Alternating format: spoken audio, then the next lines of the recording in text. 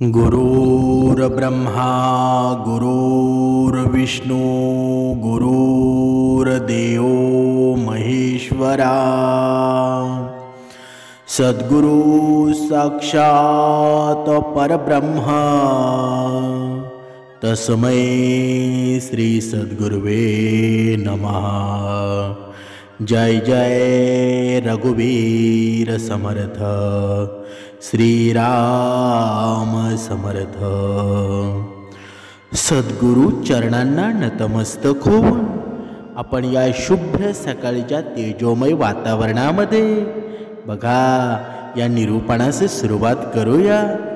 आजपासून नवरात्रीचे दिवस चालू झालेले आहेत। सर्व ठिकाणी भगवंताचं नामस्मरण जप आहे ना, देवीचं जप आहे, सर्वत्र ठिकाणी चालू आहे आणि त्यामध्ये सर्वांना उपवास आहे। आणि हे 9 दिवस आहेत ना, आपण नित्य नेमाने दरवर्षी उपवास पकडतो, पण हे उपवास पकडताना दरवर्षी आपले दिवस जैसे ते तुमच्या आयुष्यामध्ये कधी फरक झालेला आहे का? की मी हा नवरात्रीचा उपवास केला आणि माझ्या जीवनामध्ये आहे ना हा चमत्कार घडला, कधी असं वाटलं आहे का तुम्हाला? बघा आता हा पितृपक्ष गेला ना, बघा मनुष्याला दगडामध्ये सुद्धा देव दिसतो,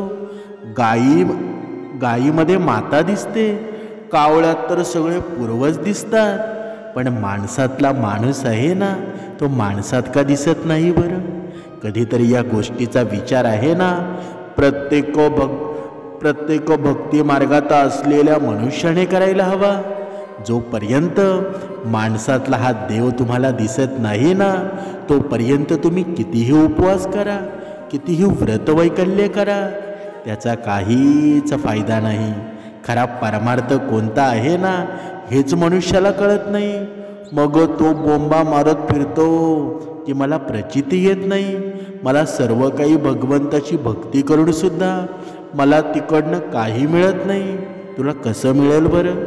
तू माणसातला देव विसरलास, माणसात तू राक्षस पाहू लागलास, मग तुला भगवंताची प्रचिती येईल का बरं?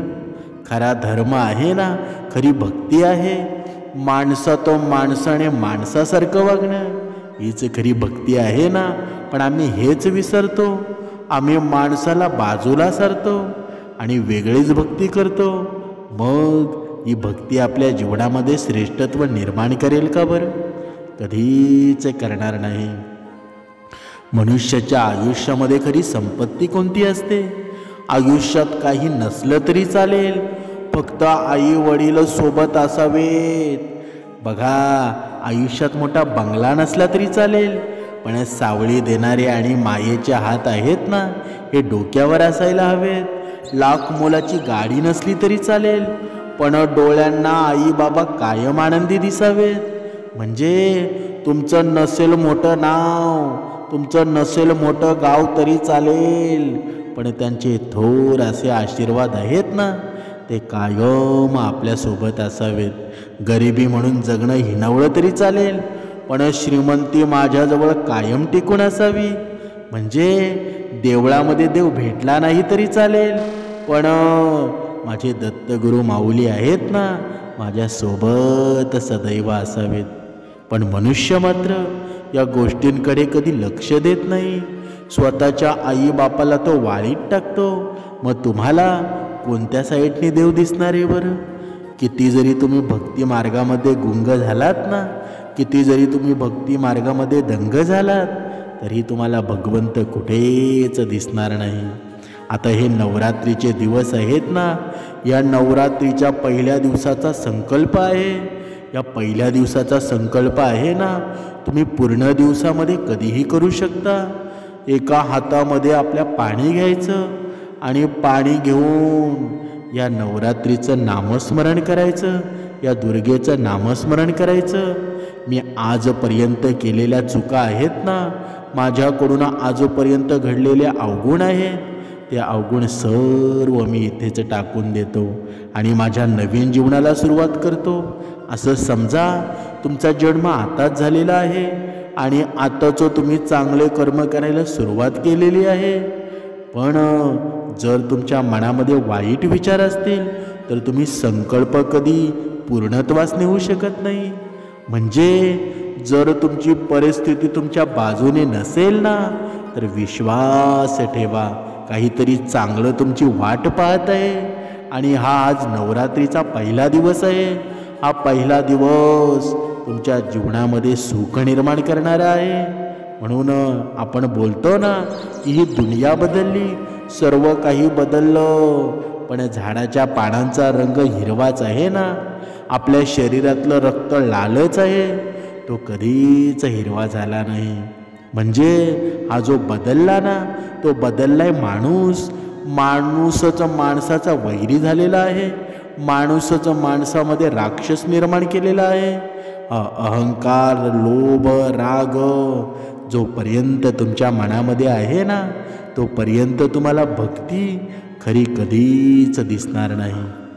म्हणून प्रत्येक मनुष्याला ही दत्तगुरूंनी दिलेली शिकवण आहे ना की माणसामध्ये प्रत्येकानं देव पाहायला हवा. कारण आहे काय की आता बघा हा पितृपक्ष होऊन गेलेला आहे आणि या पितृपक्षामध्ये प्रत्येक मनुष्यानं बघा आपल्या पूर्वजांना घास भरवलेला आहे. ते जेवणाचं ताट बघा प्रत्येकानं आपल्या घरावर ठेवलेलं होतं. कावघास काही ठिकाणी म्हणतात. अशा पद्धतीनं की आपल्या पूर्वज शांत व्हावे म्हणून त्यांना आपण प्रेमाने हे सर्व भरवलेलं आहे. पण कधी तुम्ही विचार केलेला आहे का, जर हे जिवंत असताना त्यांच्या चेहऱ्यावर आपण आनंद निर्माण केला असता, जिवंत असताना त्यांच्या जीवनामध्ये आपण सुख निर्माण केलं असतं तर किती त्यांना आनंद झाला असता बरं. म्हणून प्रत्येक मनुष्यानं एक गोष्ट लक्षात ठेवा, जोपर्यंत मनुष्य जिवंत आहे ना तोपर्यंत त्यातला सर्व काही लाड पुरवावं. मेल्यानंतर तुम्हाला माहीत आहे का की तुमचा पूर्वज तुमच्या घरी आलेला आहे बरं. मेल्यानंतर सर्व काही संपून जातं. खरी श्रद्धा, भक्ती, आपले सद्गुण विचार आहेत ना, आपलं प्रेम आहे माणसाने जिवंत असताना दाखवावं. पण मनुष्य मात्र सर्व काही विसरून जातो, त्यावर कानाडोळा करत असतो. म्हणजे जगामध्ये सगळ्यात महागडा बिछाडा हा बिछाणा कोणता आहे बरं, म्हणजे झोपण्याचा पलंग कोणता आहे बरं, तुम्हाला माहीत आहे का. हा पलंग आहे, हा बिछाणा आहे ना तो आजारपणाचा असतो.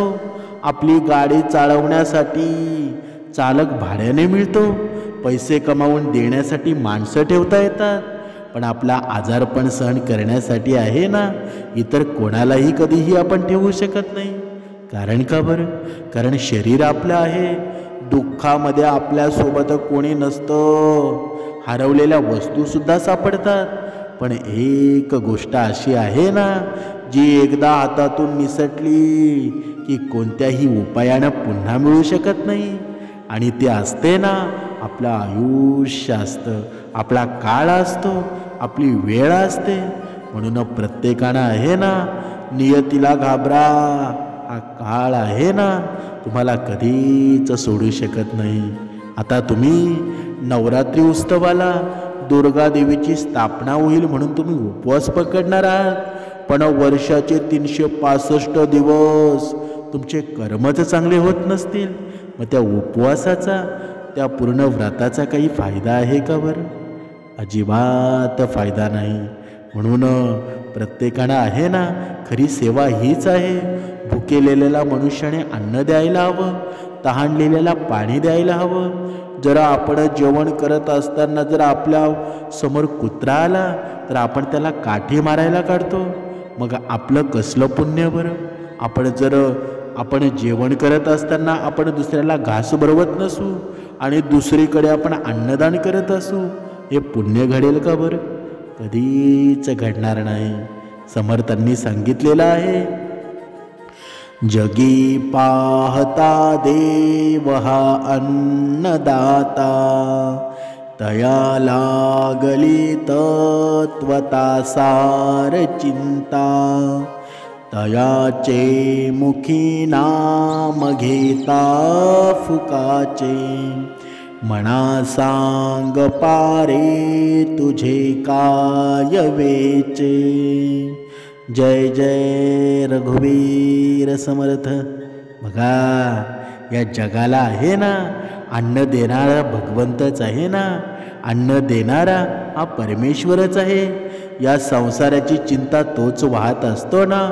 मग आता सांगा अशा या परमेश्वराचं या विनासायाचं विनामूल्य मिळणारं नाव आहे ना ते उच्चारणात तुझं काय जातं बरं. बघा पण मनुष्याला हे कळतं का बरं. हा भगवंत आपल्याला सर्व काही देतो. तुम्ही कधी भुकेचे राहिलेला आहात का बरं. जो काही कमवत नाहीत ना तो सुद्धा आरामामध्ये खातो. जो सर्व काही कमवतो तो सुद्धा आरामामध्ये खातो. मग या जगामध्ये कोणी भुकेचा आहे का बरं. आपण ज्या नव्हे तर ज्या मनुष्याला भिकारी म्हणतो तो सुद्धा पोट भरून खात असतो. म्हणजे या जगामध्ये अन्न न खाणारा असं कोणी आहे का बरं.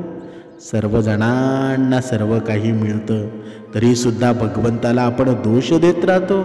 तरीसुद्धा भगवंताला आपण वेगवेगळ्या कारणानं दोष देत राहतो. समर्थांनी सांगितलेलं आहे असे हो जया अंतरी भाव जैसा वसे हो तया अंतरी देव तैसा. अनन्यास रक्षित से चाप पाणी नुपेक्षी कदा रामदासा भीमाणी. बघा तू मनात जशी कल्पना करशील ना तसाच देव तुला दिसेल. त्या देवाशी एकरूप झालेल्याच्या रक्षणासाठी तो धनुर्धारी राम उभा असतो. तो आपल्या सेवकाची आहे ना त्या भक्ताची उपेक्षा कधीही करत नाही. पण मनुष्य मात्र मनात एक आणि करतो एक. मनातच तुझ्या भाव नसेल तर तुझ्या अंतरी देव तुला दिसेल का बरं. कधीच दिसणार नाही. म्हणून या संसारामध्ये आहे ना प्रत्येक माणूस स्वतःच्या आयुष्यातील नायकच असतो ना. पण तो नायक कधी असतो बरं. तो अंतरंगाने एकदम मजबूत असेल तेव्हाच तो नायक होतो ना. तसं तो नायक होईल का बरं. म्हणून कुणीतरी म्हटलंच आहे ना चांगलं आयुष्य जर जगायचं असेल ना सुसंस्कृत आयुष्य जगायचं असेल तर आयुष्य जगताना आई वडील नावाची भीती आहे ना प्रत्येकाच्या मनात असली पाहिजे.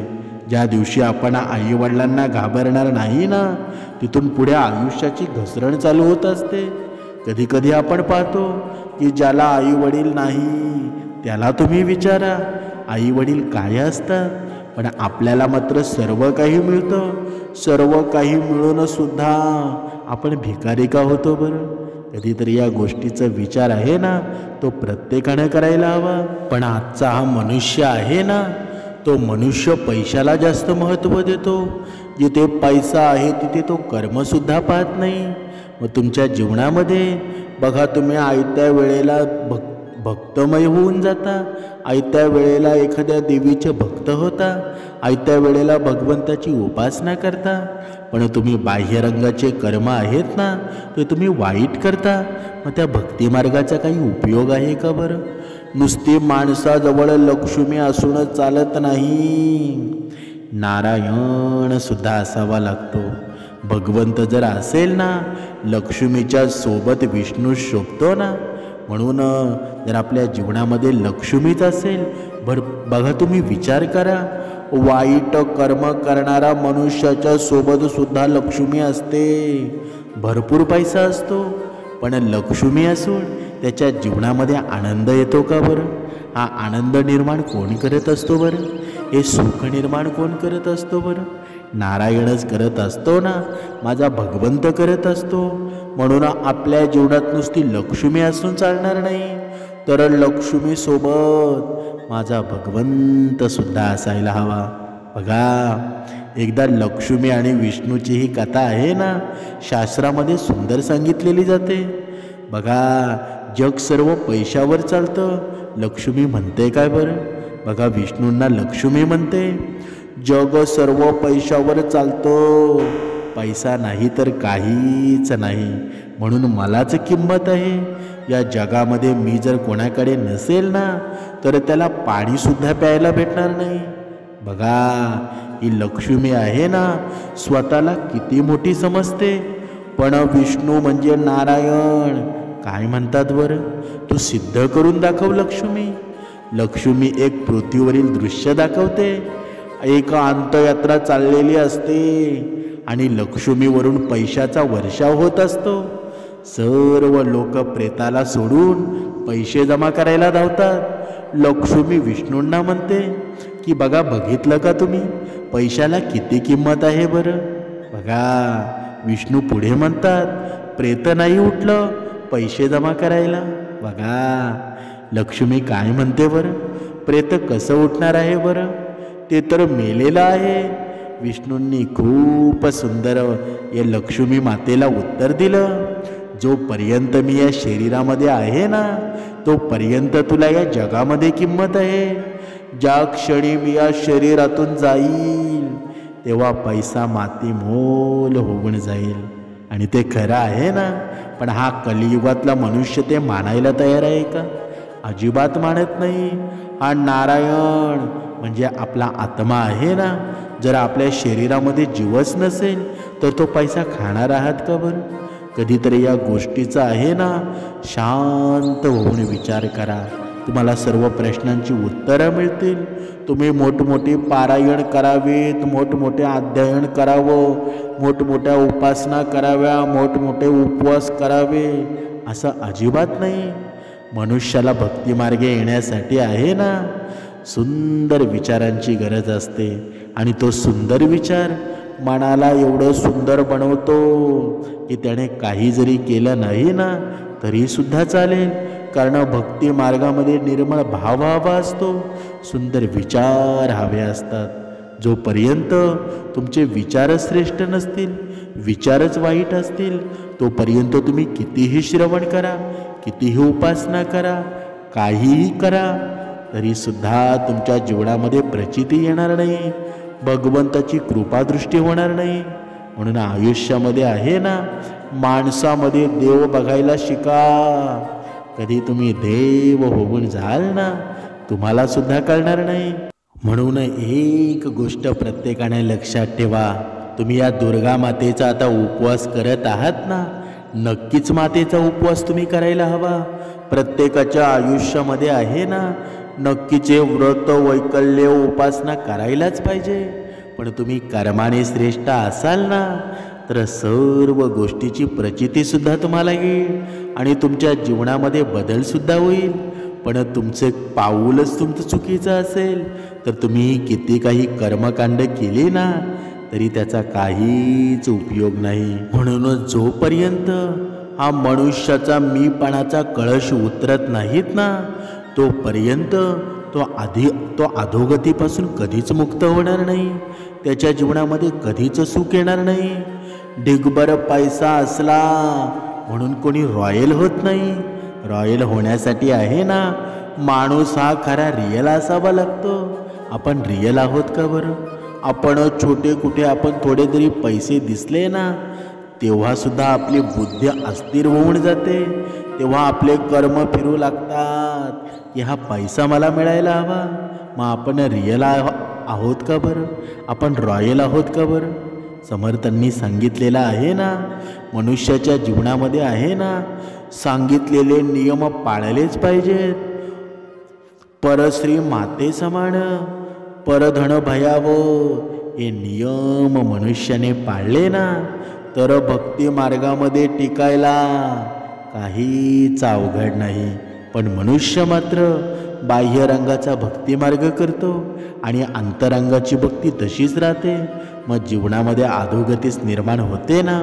म्हणून आज आहे ना नवरात्रीचा हा काळखंड चालू झालेला आहे. हे नवरात्रीचे 9 दिवस आहेत ना तुमच्या जीवनामध्ये अमूल्य ठेवा निर्माण करणार आहेत.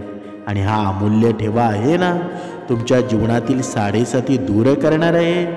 म्हणून तुम्हाला ब्रह्ममुहूर्तावर उठता येईल ना तेवढे तुम्ही लवकर उठा. ब्रह्ममुहूर्त 3:40 चालू होतो आणि तो पहाटेचा असतो तर जेमतेम 6 वाजेपर्यंत असतो. मग या मधल्या वेळेमध्ये आपण कधी उठावं ते सर्वांनी लक्षात ठेवावं आणि उठून दुर्गा मातेचं जप सुरू करा. तुम्हाला जो भगवंत आवडत असेल त्या भगवंताचं जप सुरू करा. पण असं म्हणतात ना की या 9 दिवसामध्ये देव आहेत ना ते घटी बसलेले असतात. त्यामुळं मातेचा जर तुम्ही जप केला ना ते सर्वात श्रेष्ठ ठरेल. म्हणून दुर्गा मातेचा जप सुरू करा आणि जोपर्यंत 9 दिवस या नवरात्री आहेत ना जोपर्यंत आपला उपवास संपत नाही तोपर्यंत तुम्ही वाईट कर्म करू नका, दुसऱ्याला शिवीगाळ करू नका, दुसऱ्याला वाईट बोलू नका. म्हणजे आपल्या या वैखरीवर आहे ना आपल्याला ताबा ठेवायचा आहे. तुम्ही 9 दिवस कुणाशी बोलले नाहीत ना तर सर्वात अतिउत्तम होईल. हाच खरा उपवास आहे. देवीचा जप आहे ना तो निरंतर करायचा आहे. तुम्ही जॉबवर कुठे असाल कुठे बाहेर असाल पण हा जप आहे ना तो निरंतर आपल्या कर्मामध्ये राहायला हवा. कर्मामध्ये राहून सर्व काही करायचं आहे आणि हा संकल्प तुमच्या जीवनामध्ये श्रेष्ठत्व निर्माण करणारा आहे. म्हणून कर्म आहेत ना माणसाला विसरून करू नका. माणसातच देव आहे हे समजून कर्म करा. तुम्हाला प्रचिती यायला वेळ लागणार नाही. आणि ही दुर्गा मातेचा हा संकल्प आहे ना जीवनामध्ये तुमच्या चमत्कार निर्माण करेल, जीवनामध्ये तुमच्या ऊर्जा निर्माण करेल आणि सर्व जीवन सुखी होऊन जाईल. जय जय रघुवीर समर्थ.